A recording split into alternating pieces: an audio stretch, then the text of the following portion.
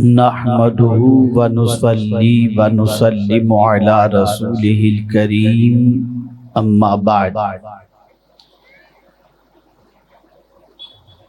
فاعوذ باللہ من الشیطان الرجیم بسم اللہ الرحمن الرحیم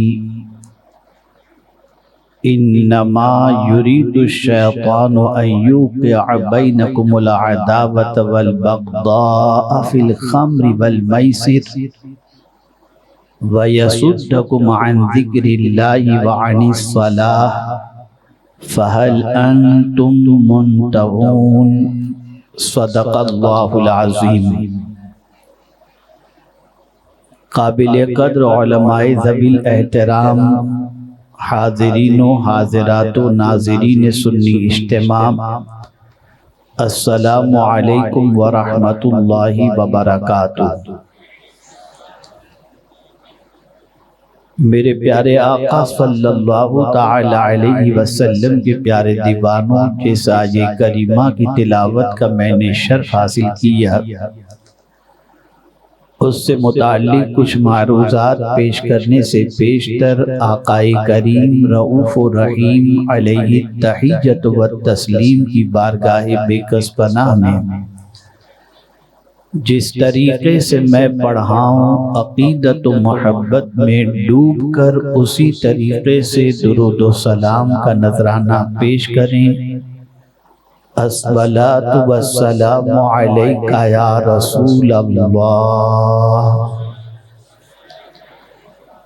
الصلاۃ والسلام علیک یا حبیب اللہ، الصلاۃ والسلام علیک یا نبی اللہ،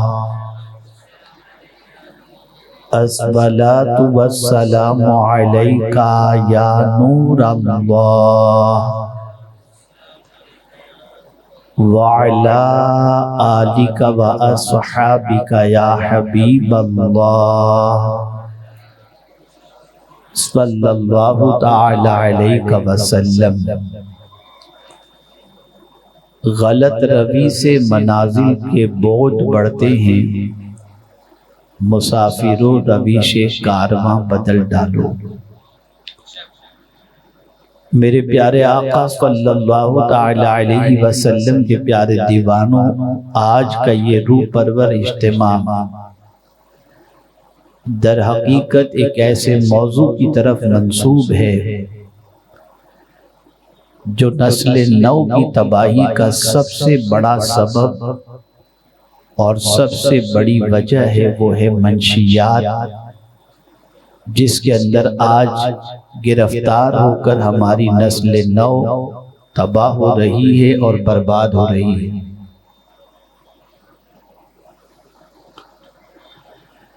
میرے پیارے آقا صلی اللہ تعالی علیہ وسلم کے پیارے دیوانوں، بہت ٹھنڈے دماغ سے کچھ باتیں آج آپ نے سننی ہیں اور سمجھنے کی کوشش کرنی ہے کہ ہم کن کن چیزوں سے تباہ ہو سکتے ہیں اور ہماری نئی جنریشن اور نوجوان نسل کن کن وجوہات کی بنیاد پر تباہی اور بربادی کے دہانے پر پہنچ سکتی ہے۔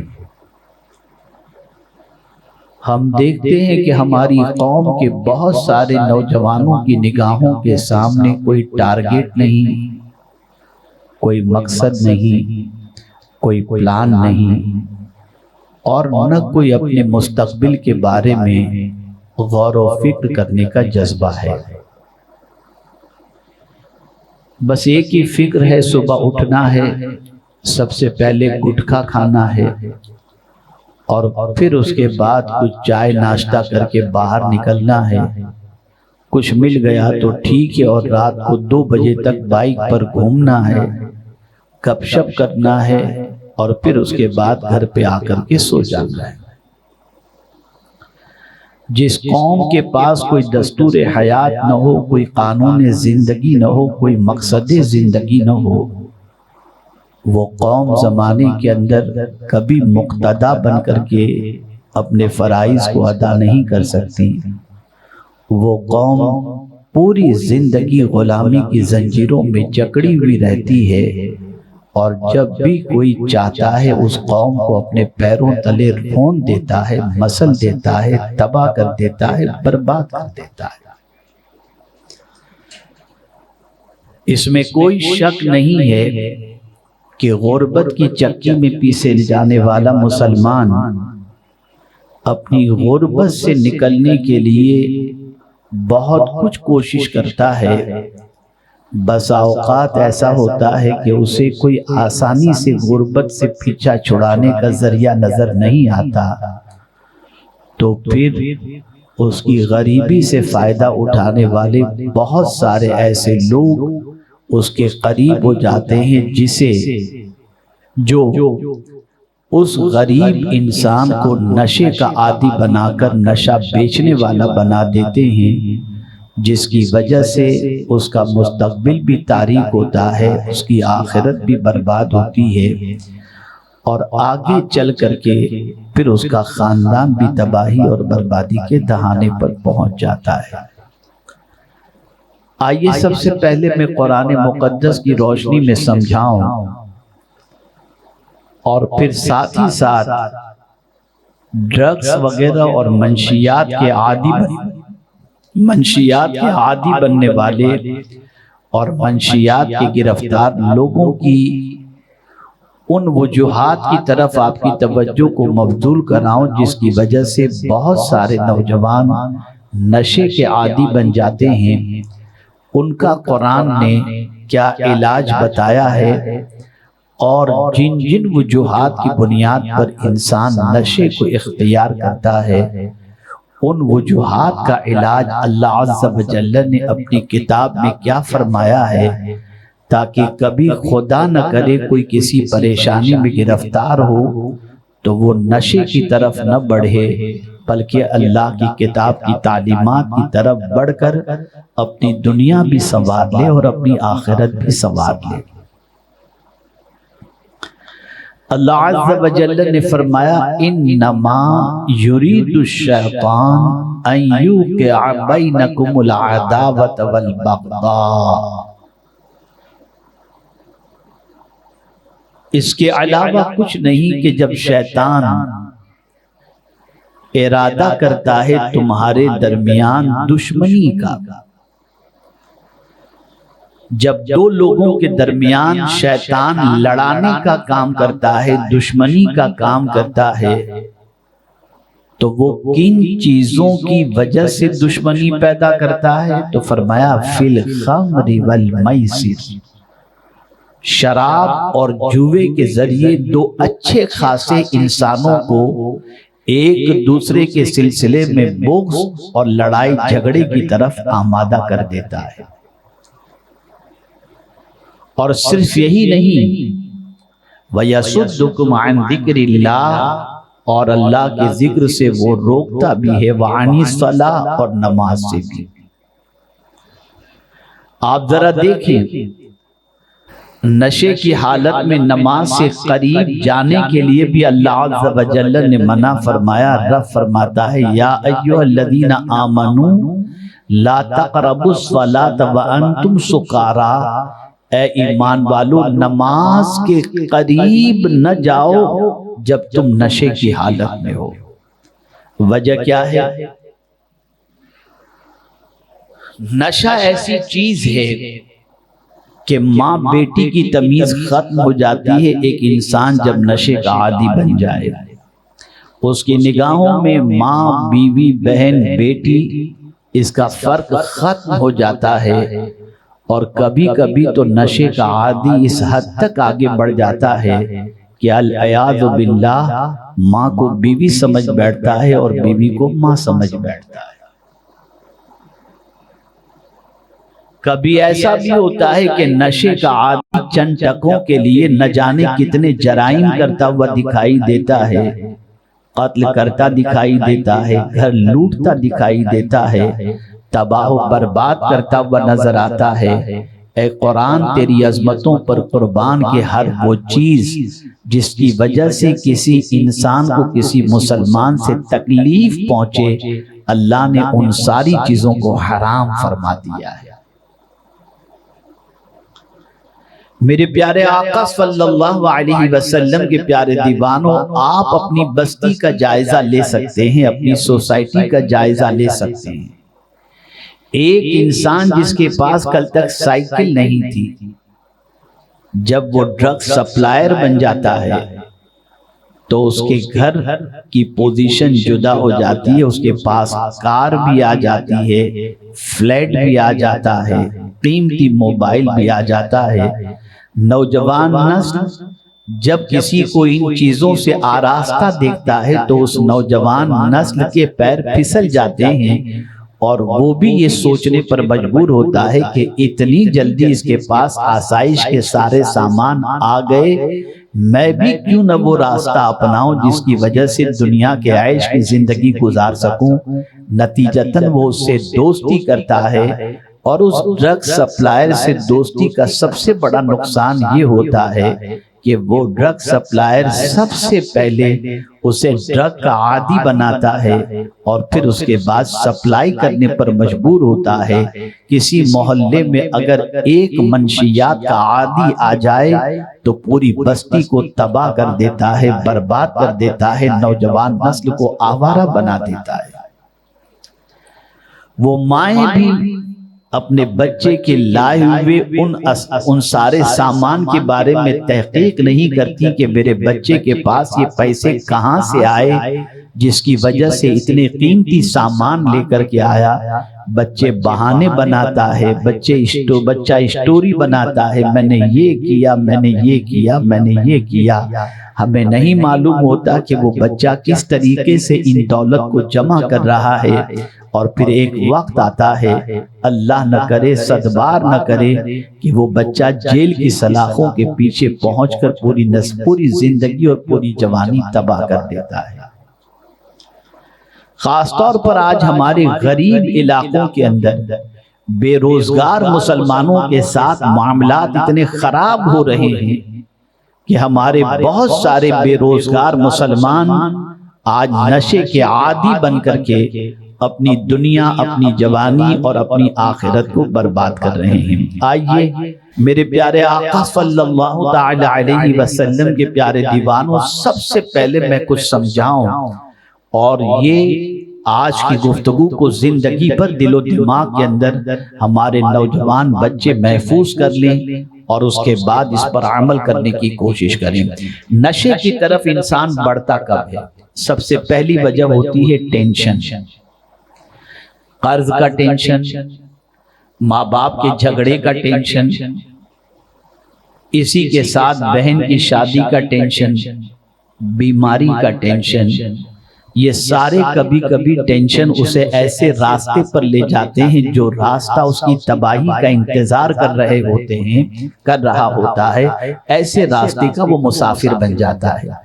وہ سوچتا ہے میں کیا کروں جس کی وجہ سے یہ سارے میرے ٹینشن دور ہو جائیں، پھر اسے خواب دکھانے والے اتنا مال ادھر پہنچا دو تمہیں اتنا لاکھ روپیہ ملے گا، وہ اس میں گھس جاتا ہے، اور اس کے بعد پھر ایریا کا سب سے بڑا ڈرگ ڈیلر بن کر کے نہ جانے کتنی نوجوان نسل کو وہ تباہ کرتا چلا جاتا ہے۔ اب سوال یہ پیدا ہوتا ہے، کیا اس قسم کا ٹینشن ہو؟ کبھی انسانی زندگی میں یہ پریشانی آئے کہ بیوی بیمار ہے، ماں بیمار ہے، بہن بیمار ہے، بچے بیمار ہیں، علاج و معالجے کا مسئلہ ہے، مکان کا مسئلہ ہے، قرض کا مسئلہ ہے، اتنے سارے ٹینشن کے اندر کیا یہی ایک راستہ رہ جاتا ہے کہ آپ ڈرگ کا کام کریں؟ کیا یہی ایک راستہ رہ جاتا ہے کہ آپ شراب کے اڈے چلائیں؟ کیا یہی ایک راستہ رہ جاتا ہے کہ عورتیں زنا کریں؟ کیا یہی ایک راستہ رہ جاتا ہے کہ جوے کے بازار کو گرم کیا جائے؟ نہیں، اگر اس راستے پہ کوئی جاتا ہے تو اس کا اپنے رب پر یقین کمزور ہے، اس کا اپنے رب پر بھروسہ کمزور ہے، اس کا اپنے رب پر توکل کمزور ہے۔ ہر بندے کو یہ ذہن میں رکھنا چاہیے، میرا جملہ اگر زندگی پر یاد رکھ سکیں تو یاد رکھیے گا، جب کبھی مصیبت آپ کے دروازے پر دستک دے تو مصیبت سے یہ کہہ دیں تو بڑی نہیں، میرا خدا بہت بڑا ہے۔ मुसीबतें कोई भी हुई, टेंशन कितना भी क्यों न हो, हर टेंशन का इलाज मेरे परवरदिगार के दस्ते कुदरत में है। उसकी शान इतनी अजीम और अरफ़ा व आला है कि वो चाहे तो पलक के झपकते हर टेंशन को हल्का फरमा दे, हर टेंशन को दूर फरमा दे, हर मुसीबतों को निकाल दे। मेरे प्यारे आका सल्लल्लाहु तआला अलैहि वसल्लम के प्यारे दीवानों, मैं गुज़िश्ता रमज़ानुल मुबारक में मदीने मुनव्वरा में था और कुछ मेरे दिलो दिमाग पर कुछ बातों का ख्याल था, कुछ टेंशन की बातें जहन के अंदर थी। मान मैंने गुंबद खदरा को देखा तो आला हजरत अजीमुल बरकत इमाम इश्क व मोहब्बत का एक शेर मुझे याद आ गया, और फिर वो शेर मेरी जबान पर इस तरह से जारी रहा कि जितने दिन मदीने मुनव्वरा मेरा कयाम रहा, मैं इस शेर को गुंबद देखकर कसरत से पढ़ता रहा। और वो शेर क्या है? तिनका भी तो मेरे हिलाए नहीं हिलता, तिनका भी तो मेरे हिलाए नहीं हिलता, तुम जो चाहो तो हो जाएं अभी कोहे महन फूल। या रसूल अल्लाह सल्लल्लाहु ताला अलैहि वसल्लम, तिनका भी अगर मैं चाहूं कि हिला दूं तो मुझ में इतनी ताकत नहीं, लेकिन सरकार अगर आप चाहें तो गमों का पहाड़ भी फूल बन जाए। ऐ रसूल आज़म सल्लल्लाहु अलैहि वसल्लम के दीवानों, हम उस रसूल के मानने वाले हैं जिस रसूल को अल्लाह ने बड़ी ताकत अता फरमाई है, बड़ी कुव्वत अता फरमाई है। परवरदिगार जल्ल जलालहू ने हुजूर सल्लल्लाहु अलैहि वसल्लम को रऊफ और रहीम बना करके भेजा। अफसोस की बात यह है, हमारी सोच और हमारी फिक्र दूसरी तरफ तो बढ़ जाती है, लेकिन मदीने के ताजदार की तरफ नहीं बढ़ती। आला हज़रत अज़ीमुल बरकत इमाम इश्क व मोहब्बत ने यूं ही नहीं कहा, गमज़दों को रज़ा मुज़्द दीजे के हैं, बेकसों का सहारा हमारा नबी। आप जरा सोचो और जरा गौर करो, हम उस रसूल के उम्मती हैं जिस रसूल के सदक़े में अल्लाह अज़्ज़ व जल सारी मुसीबतों को दूर फरमा दे। आप जरा सोचो, आखिरत की तकलीफें कितनी सख्त तकलीफें हैं, अल्लाह किसके सदक़े में दूर फरमाएगा, किसके जरिए दूर फरमाएगा।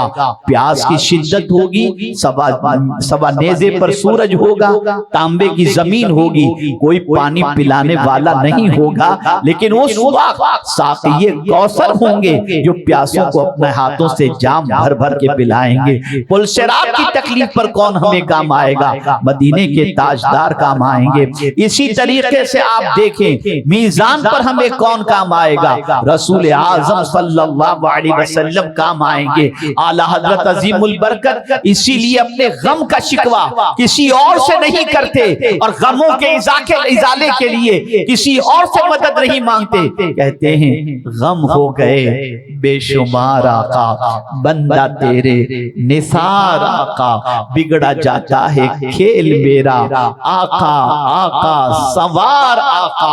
आप मुझे बताओ, इमाम इश्क व मोहब्बत ने आखिर अपने गम के अंदर हुजूर को क्यों पुकारा? इसलिए कि वो जानते थे कि मदीने के ताजदार अरवाहुना फिदाहु सल्लल्लाहु अलैहि वसल्लम को अल्लाह अज़्ज़ व जल्ल ने गमों का मदावा बना करके भेजा है। अच्छा, आपको गम है, रिस्क का गम है, आपको गम है, बीमारी का गम है, आपको गम है, कर्ज का गम है, आपको गम है, बच्ची की शादी का गम है, लेकिन मैं आपसे पूछना चाहता हूं, आपके सारे गमों को जमा कर लो और फिर करबला के गम को याद करो। क्या करबला से बड़ा भी आपके पास गम है? वहां बेटा शहीद है, 2 बेटे शहीद हो चुके हैं, भांजे शहीद हो चुके हैं, भतीजे शहीद हो चुके हैं, बीवी दुश्मनों के सामने मौजूद है, बच्ची मौजूद है, लेकिन कुर्बान है इमाम इश्क व मोहब्बत आपकी कुर्बान है करबला के ताजदार आपकी अजमतों पर कि ऐसी सिचुएशन के अंदर भी कुरान की आयत पर अमल करते नजर आते हैं। कुरान कहता है,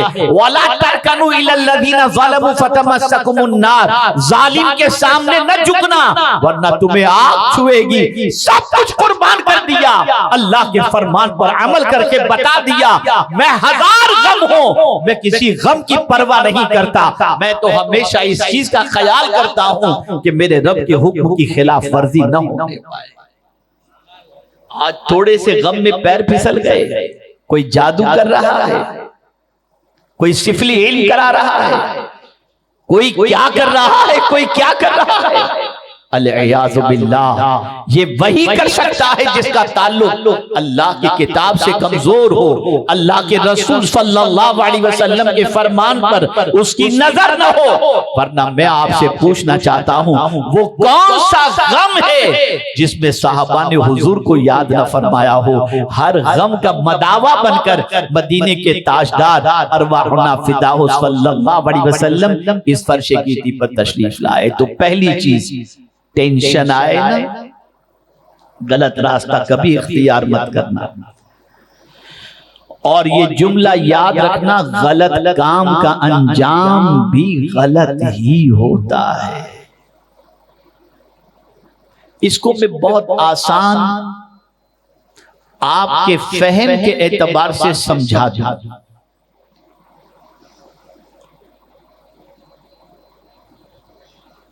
حرام کاموں کے ذریعے ٹینشن کبھی دور نہیں ہوتا، بلکہ حرام کاموں سے ٹینشن دور کرنے جاؤ گے تو ٹینشن بڑھ جائے گا۔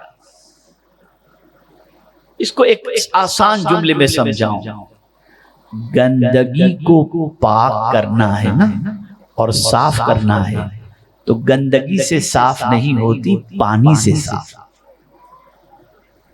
آپ اپنا ٹینشن دور کرنا چاہتے ہیں تو اللہ کی طرف رجوع کریں، قرآن کی طرف رجوع کریں، سرکار صلی اللہ علیہ وسلم کی طرف رجوع کریں، توبہ کی طرف آ جائیں، استغفار کی طرف آ جائیں، درود شریف کی طرف آ جائیں، گناہوں سے بچنے کی طرف آ جائیں۔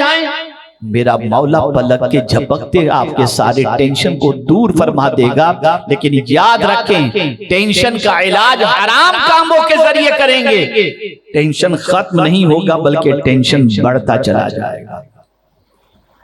ٹینشن آپ کو گناہوں کی طرف لے جاتا ہے نا، آج سے ٹینشن سے رشتہ چھڑانا ہو تو قرآن کی اس آیت کو پیش نظر رکھو۔ اللہ فرماتا ہے، اَمَّن يُجِيبُ الْمُضْطَرَّ اِذَا دَعَاهُ وَيَكْشِفُ السُّوءَ، کون ہے جو بے قراروں کی فریاد سنتا ہے اور تکلیفوں کو دور کرتا ہے؟ نادانوں، اپنی تکلیفوں کا ڈھنڈورا انسانوں کے پاس جا کر تو پیٹتے ہو، لیکن کبھی تکلیف کے موقع پر مسجد میں جا کر اللہ کی بارگاہ میں 2 رکعت نفل ادا کر کے رو رو کر اپنے رب کو بھی تو اپنی بپتا سنانے کی کوشش کرو۔ لیکن نہیں، ہم سیٹھوں کے دروازے پر جا کر اپنی بپتا تو پیش کرتے ہیں، خدا کے گھر میں جا کر اپنا معافی ضمیر اور اپنا درد پیش کرنے کے لیے نہیں جاتے۔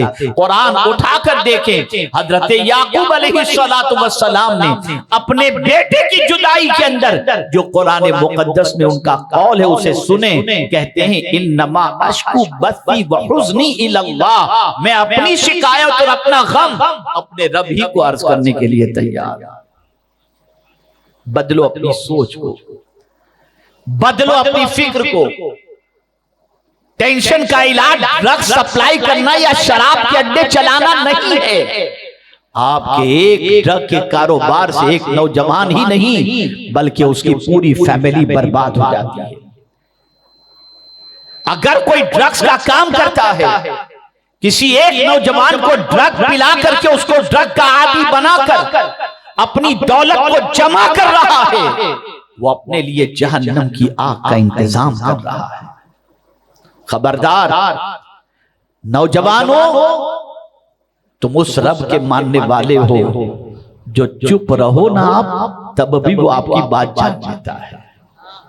ہم اس رب کے ماننے والے ہیں جو ماں کے پیٹ میں بھی ہمیں روزی دیتا تھا اور جب زمین پر آئے تب بھی ہمیں روزی دے رہا ہے۔ افسوس ہمارے پیر پھسل جاتے ہیں، مسلمانوں کے قدم پھسل جاتے ہیں، اور آج جہاں جہاں مسلمانوں کی اکثریت ہوگی، نوجوان نسل کو تباہ کرنے کے لیے وہاں پر ڈرگ کو عام کیا جاتا ہے، شراب کو عام کیا جاتا ہے، جوئے کو عام کیا جاتا ہے۔ اور بڑی معذرت کے ساتھ میں ابھی کہیں گیا ہوا تھا، یاد نہیں آ رہا ہے، کسی علاقے میں گیا ہوا تھا، اور اس علاقے میں میری تقریر بھی، مجھے اس علاقے کا بیک گراؤنڈ نہیں معلوم تھا کہ اس علاقے میں کیسے نوجوان رہتے ہیں، لیکن سملر سچویشن کے اعتبار سے جو مسلم اکثریتی علاقے ہیں اس کے اعتبار سے میں نے گفتگو کی، تو مجھے پتا چلا کہ جہاں بیٹھ کر آپ گفتگو کر رہے تھے اس کے قریب ہی 2 نوجوانوں کا گھر ہے۔ وہ 2 نوجوان ہر 2-4 مہینے میں ایک مرڈر کرتے ہیں اور پھر سینہ تان کر کے گھومتے ہیں۔ ان دونوں بچوں کا باپ ان سے اتنا عاجز آ چکا ہے کہ پولیس سے کہتا ہے کہ ان کا انکاؤنٹر کر دو۔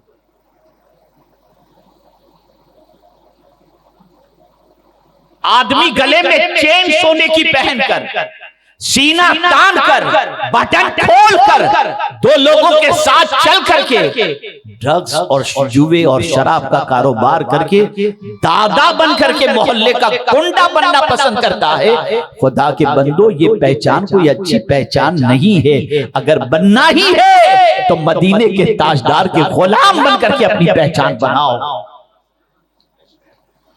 آج دنیا ایموشنل بلیک میلنگ کی طرف جاتی ہے، جذبات کا استحصال کرتی ہے، دنیا نوجوان نسل کو تباہ کرنا چاہتی ہے۔ آخر کیا وجہ ہے کہ ہمارے ہی علاقے میں یہ ساری بربادیاں اور یہ ساری چیزیں ہیں؟ کیوں؟ اس کی وجہ کیا ہے؟ ذرا دیکھیے، دنیا کی دوسری قوموں کے بچوں کو دیکھیے۔ آج دنیا کے اندر آئی ٹی کی فیلڈ کے اندر ہندوستان کے بچے نمائندگی کرتے ہوئے نظر آتے ہیں، لیکن ان سارے آئی ٹی کی فیلڈ کے بچوں کے اندر مسلمانوں کا پرسنٹیج کتنا ہے؟ ذرا یہ بھی تو دیکھو، آپ جائزہ تو لو، ہم کہاں کھڑے ہیں؟ ایک جملہ زندگی بھر یاد رکھیے گا جو میں عرض کرنے جا رہا ہوں، خدا کے لیے زمین والوں پر بوجھ مت بنو، زمین والوں کا بوجھ اتارنے والے بنو۔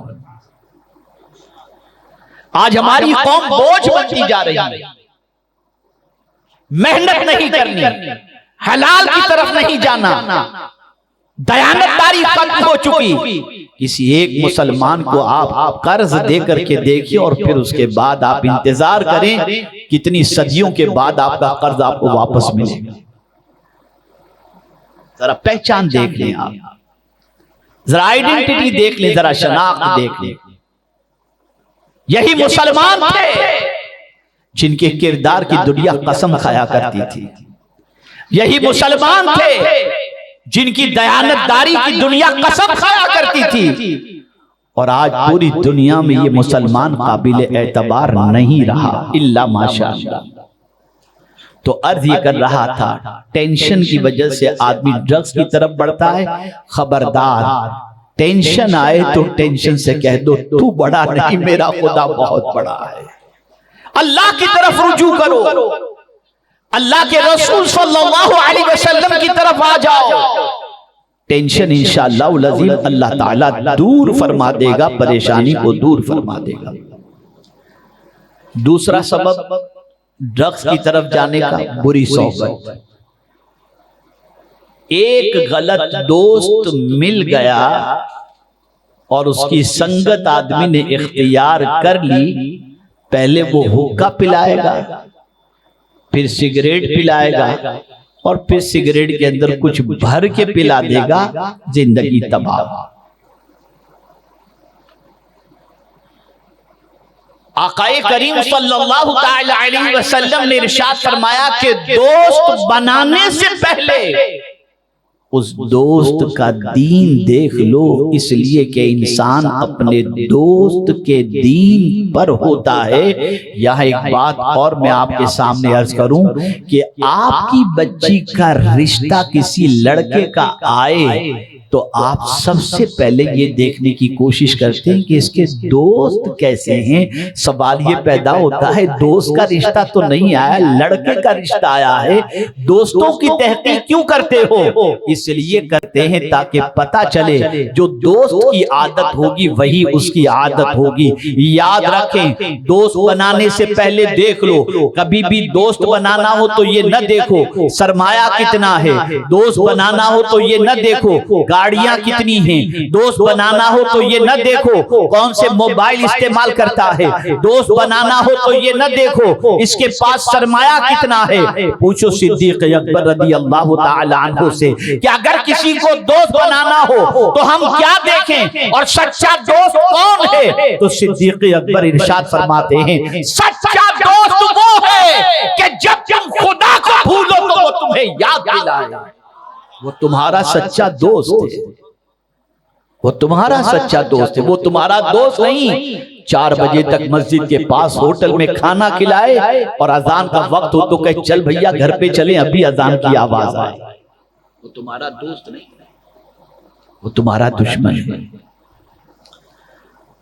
وہ تمہارا خیر خواہ نہیں ہے.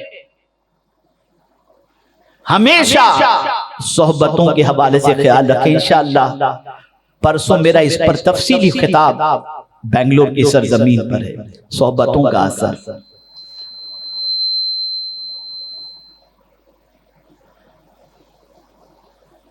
ہمیشہ بری صحبت سے بچیں. اب قرآن سے پوچھتے ہیں قرآن تو ہی بتا کس کی صحبت میں بیٹھے, تو قرآن کہتا ہے یا ایھا الذین آمنوا اتقوا اللہ وَكُونُوا مَعَ الصَّادِقِينَ, اے ایمان والو اللہ سے ڈرو اور سچوں کے ساتھ ہو جاؤ. نیک بندوں سے دوستی رکھو, متقین سے ان کی صحبت اختیار کرو. اس لیے کہ قیامت کے دن بہت سارے جگری دوست دشمن بن جائیں گے, لیکن اگر آپ نے کسی متقی سے دوستی کی تو ان کی دوستی قیامت میں کام آئے گی. اللہ فرماتا ہے الاخلاء یومئذ بعضهم لبعض عدو الا المتقین, قیامت کے دن بعض جگری دوست بعض کے دشمن بن جائیں گے مگر متقین. یعنی اگر آپ نے کسی اللہ کے ولی سے دوستی کی, کسی نیک سے دوستی کی, کسی پرہیزگار سے دوستی کی, کسی عالم باعمل سے دوستی کی, ان کی دوستی تمہیں قیامت کے اندر کام آئے گی. اس لیے کہ یہ اس وقت تک جنت میں نہیں جائیں گے جب تک کہ اپنے دوست کو اپنے ساتھ لے کر کے نہ جائیں. اور جانتے ہیں متقی عالم دین کی فضیلت کیا ہے؟ آقا کریم صلی اللہ علیہ وسلم ارشاد فرماتے ہیں کسی متقی عالم کے پیچھے نماز پڑھنا ایسا ہی ہے جیسے میرے پیچھے نماز پڑھنا. اب ذرا سوچو, ذرا غور کرو. تو نشے کا عادی انسان بنتا ہے بری صحبت کی بنیاد پر. تیسرا سبب, میں جلدی گفتگو کو بڑھاتا چلوں. تیسرا سبب کاروبار میں ناکامی. چلیے تھوڑا اور کھل کر کے بول دوں, محبت میں بھی ناکامی. جس سے پیار کرتے تھے اس نے شادی کرنے سے منع کر دیا, ناکام ہو گئے, بھیا مجھ ادھر گیا, چلے دوسری طرف. ڈرگز پی رہے ہیں, ٹینشن, غم میں ہوں, غم دور کر رہا ہوں. کسی مقصد میں ناکامی کی بنیاد پر تجارت کر رہے تھے, فیل ہو گئے, دیوالیہ ہو گیا, نشے میں چلے گئے. اس کا بھی حل قرآن نے بتایا ہے, اس کا بھی حل قرآن نے بتایا ہے. جب کبھی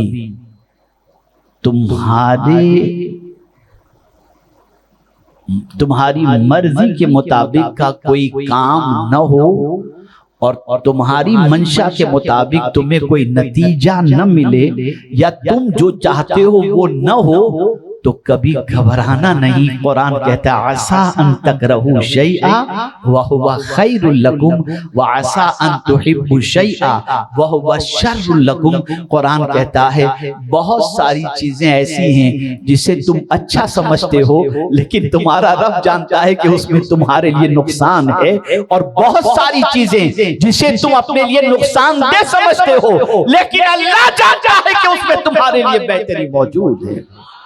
وہ بہتر جانتا ہے. اس سے زیادہ بہتر ہمارا چاہنے والا یا بہتر کرنے والا کوئی دوسرا ہے ہی نہیں.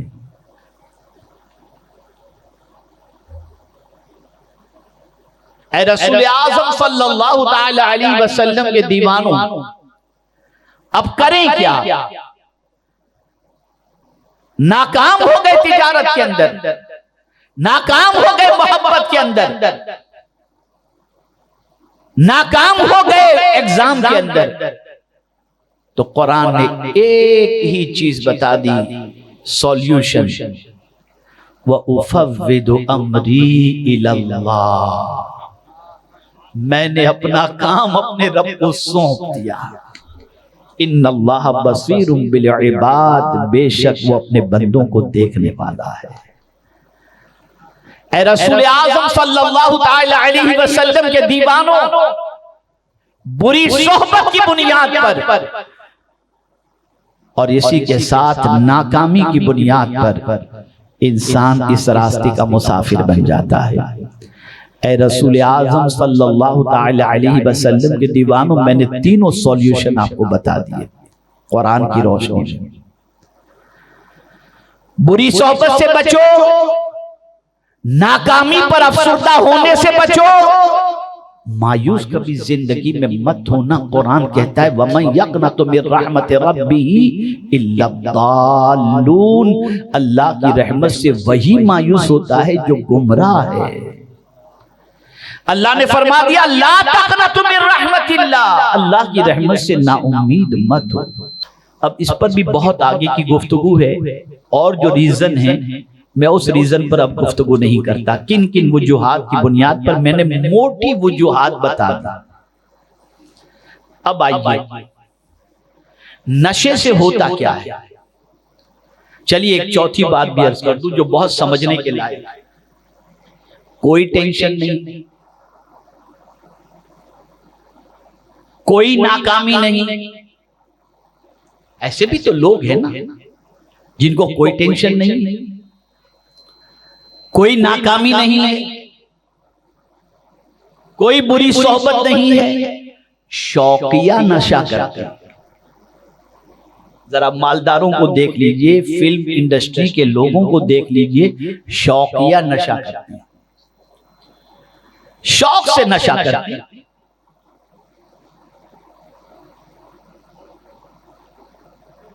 اب یہ شوقیہ نشہ، اس سے بھی قرآن نے منع فرمایا۔ قرآن کہتا ہے کلوا واشربوا ولا تسرفوا انہ لا یحب المسرفین، کھاؤ پیو اور فضول خرچی نہ کرو۔ دولت اس لیے نہیں ہے کہ تم نشے میں اڑا دو، دولت اس لیے نہیں ہے کہ تم عیاشی میں اڑا دو، دولت اس لیے نہیں ہے کہ تم آوارہ گردی اور زنا کے اندر اڑا دو، اس لیے کہ یہ بات یاد رکھیں مال اور جان یہ دونوں چیزیں اللہ کی امانت ہیں، اس میں جو بھی خیانت کرے گا اللہ اسے معاف نہیں فرمائے، اللہ اس سے محبت نہیں فرماتا۔ آپ مال بھی اپنی مرضی سے یوز نہیں کر سکتے، جان بھی اپنی مرضی کے مطابق استعمال نہیں کر سکتے۔ جان اور مال اللہ کی امانت تھے، دونوں کو یوز کرو اللہ کے قانون کے مطابق، اللہ کے رسول صلی اللہ علیہ وسلم کے فرمان کے مطابق۔ میرے پیارے آقا صلی اللہ تعالی علیہ وسلم کے پیارے دیوانوں، تو جو شوقیہ نشہ کرتے ہیں انہیں بھی چاہیے کہ وہ سمجھ لیں کہ اللہ کو ایک ایک پیسے کا حساب دینا ہے، اور شوقیہ نشہ کرنے والوں کو جب قیامت میں اللہ عز و جل پکڑ فرمائے گا اور اس کو حساب دینا ہوگا تو کتنا سخت ترین وہ حساب لے گا اور اس کا انجام کیا ہوگا۔ ایک پانچویں وجہ بھی چلیے بیان کریں۔ ناانصافی کی وجہ سے انسان نشہ کرتا ہے، کسی کے ساتھ ناانصافی ہو گئی، گھر ہی میں دیکھ لیجیے، کبھی کبھی کسی بچے سے ناانصافی ہو جائے، شادی ہو گئی کسی بچی کے ساتھ ناانصافی ہو گئی، وہ ایک دم بالکل ٹیرر بن کر پھر غلط راستے کی شکار ہو گئی۔ تو جو بھی ناانصافی کرنے والا ہے اسے چاہیے کہ اللہ عز و جل کے اس فرمان کو پیش نظر رکھے کہ اللہ عز و جل انصاف کرنے والے سے محبت فرماتا ہے۔ ان اللہ یحب المقسطین، اللہ انصاف کرنے والے سے محبت فرماتا ہے۔ تو جو چاہے کہ اللہ اس سے محبت فرمائے، اسے چاہیے کہ گھر میں بھی کسی کے ساتھ ناانصافی نہ ہو، ساس بہو کے ساتھ ناانصافی نہ کرے، شوہر بیوی کے ساتھ ناانصافی نہ کرے، بیوی شوہر کی امانت میں خیانت نہ کرے۔ یہ ساری چیزیں اگر قرآنی ڈائریکشن اور رسول اعظم کے ڈائریکشن کے مطابق ہوتی رہی تو انشاءاللہ العظیم گھر جنت بن جائے۔ اب آئیے میں 5 چیزوں کا اور ذکر کرتا ہوں۔ ہر شخص کے لیے اسلامی قانون کے مطابق ضروریات کی 5 چیزوں کی حفاظت ضروری ہے۔ ہر شخص کے لیے ضروریات میں سے 5 چیزوں کی حفاظت کمپلسری ہے۔ نمبر 1 دین کی حفاظت، نمبر 2 مال کی حفاظت، نمبر 3 جان کی حفاظت، نمبر 4 عزت کی حفاظت، اور نمبر 5 عقل کی حفاظت۔ کمپلسری ہے کہ ان 5 چیزوں کی حفاظت کرو۔ دین تو قرآن اس کے بارے میں کہتا ہے یا ایھا الذین آمنوا اتقوا اللہ حق تقاتہ ولا تموتن الا وانتم مسلمون، اے ایمان والو اللہ سے ڈرو جیسا کہ اس سے ڈرنے کا حق ہے، نہ مرنا مگر اس حال میں کہ تم ایمان کے ساتھ اس دنیا سے جاؤ۔ دین کی حفاظت کرو، اپنے دین کو بچاؤ، اپنی زندگی سے اسلام رخصت نہ ہو، اس کا خیال کرو۔ مال، آپ جانتے ہیں آپ کا خود کا بچہ، توجہ چاہوں گا، آپ کا خود کا بچہ غبی ہے، کند ذہن ہے، بزنس کے اصول نہیں جانتا، قرآن کہتا ہے اس کو بھی تجارت کے اندر آپ جو ہے اس کے لیے اس کو تجارت کا مال نہ دو، اس لیے کہ آپ کا مال اس کو دیں گے تو برباد۔ آپ کا بیٹا لیکن کند ذہن ہے، غبی ہے، بزنس کے اصول نہیں جانتا، اور آپ کو یقین ہے کہ نقصان کر دے گا، اس کو بھی آپ اپنا مال نہیں دے سکتے، اس لیے کہ مال کی حفاظت بھی ضروری ہے۔ جان، اللہ اکبر، یہ کتنی قیمتی چیز ہے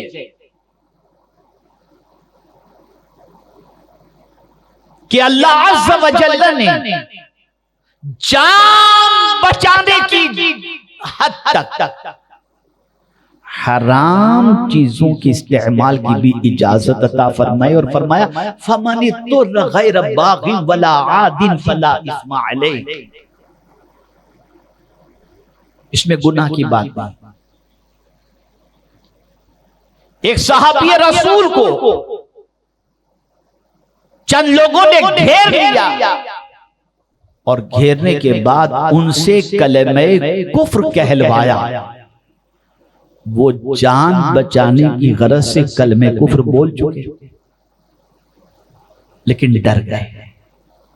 حضور صلی اللہ علیہ وسلم کی بارگاہ میں حاضر آئے، گھبرا رہے تھے کہ میں نے کلمہ کفر کہہ دیا تو میں تو ایمان سے نکل گیا۔ میرے آقا صلی اللہ علیہ وسلم کی بارگاہ میں جب انہوں نے سارا معاملہ پیش کیا تو حضور نے فرمایا جب تم کلمہ کفر کہہ رہے تھے تو تمہارے دل کی کیفیت کیا تھی؟ وہ کہتے ہیں حضور میرا دل ایمان پر تھا۔ کہا تم اب بھی مومن ہو، اب بھی مومن۔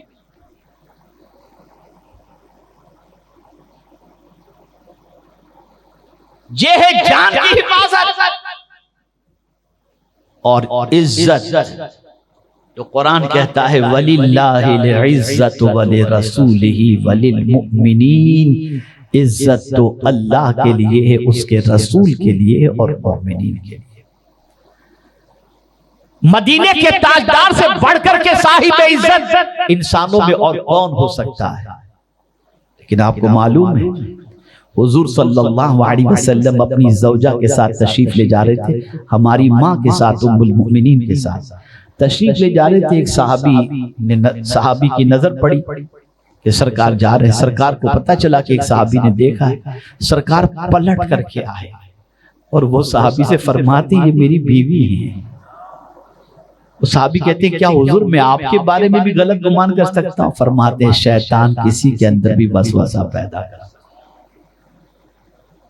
اس لیے مسلمانوں کو ضروری ہے کہ ایسی جگہ جانے سے بچے جہاں اس کی عزت چلی جائے. عزت کی حفاظت. اور اب آئیے آخری بات جو آج کے موضوع سے متعلق ہے، عقل کی حفاظت. نماز پاگل پر فرض نہیں ہے، روزہ پاگل پر فرض نہیں، عقل والے.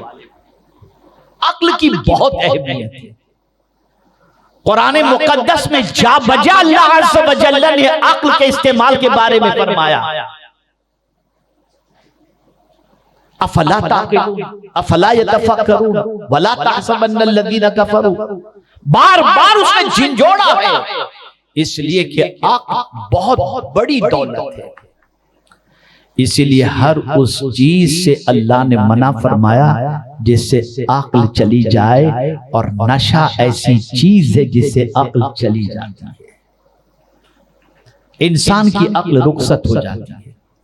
اے رسول اعظم صلی اللہ تعالی علیہ وسلم کے دیوانوں، اس لیے آج کی اس نشست کے اندر جو خاص طور پر منشیات کے زہر کے حوالے سے اور نشے کے سلسلے میں اصلاح کے حوالے سے یہ محفل منعقد کی گئی، میں نے کچھ ضروری باتیں آپ کی سماعتوں کے حوالے کی. بس ایک حدیث عرض کر کے میں اپنی گفتگو کو ختم کرتا ہوں. مصطفیٰ جان رحمت صلی اللہ علیہ وسلم نے اپنے جان کے دشمن پر بھی لعنت نہیں فرمائی. طائف میں جنہوں نے سرکار صلی اللہ علیہ وسلم کے پائے مبارک کو لہو لہان کیا، حضور نے ان کے لیے بھی لعنت نہیں فرمائی. یہاں تک کہ اپنے چہیتے چچا سیدنا امیر حمزہ رضی اللہ تعالیٰ عنہ کے قاتل کے لیے بھی حضور نے لعنت نہیں فرمائی. لیکن اگر لعنت فرمائی ہے حضور نے صلی اللہ علیہ وسلم تو کس پر لعنت فرمائی جانتے ہیں؟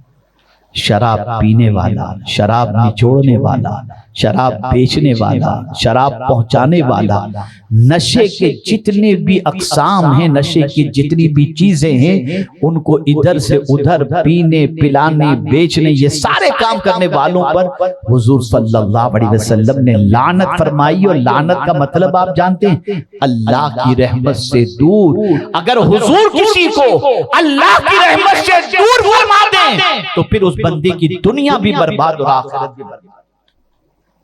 اس لیے میری گزارش ہے کہ تقریباً سارے لوگوں کو چاہیے، میں سارے انسانوں سے کہہ رہا ہوں، اس زہر سے خود بھی بچو اور اس زہر سے دوسروں کو بھی بچاؤ. اور خاص طور پر مسلمانوں سے عرض کرتا ہوں، خدا کے لیے چند ٹکوں اور دنیا کی عیش کی زندگی کے لیے ایسے برے اور ایسے تباہ کن کاروبار اور عادت سے اللہ کی بارگاہ میں سچی توبہ کرو. اللہ تعالی رحمت عالم نور مجسم فخر آدم و بنی آدم صلی اللہ علیہ وسلم کے صدق و طفیل پوری دنیا کے انسانوں کو اور خاص طور پر مسلمانوں کو منشیات اور نشے کی چیزوں سے بچنے کی توفیق نصیب فرمائے.